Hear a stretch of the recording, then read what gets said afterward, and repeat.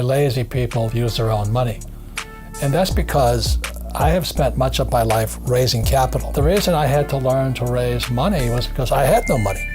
Never say, I can't afford it. Lazy people always say, I can't afford it. I don't have the money. That's why they're poor. They have a poor mindset. So instead of figuring out how to raise money, it's just really easy to be a loser. And I call it losers. It pisses them off. Because we all have the power, if we wanted to not be poor if we learned how to raise money. Only lazy people use their own money is because it takes much more intelligence to raise capital.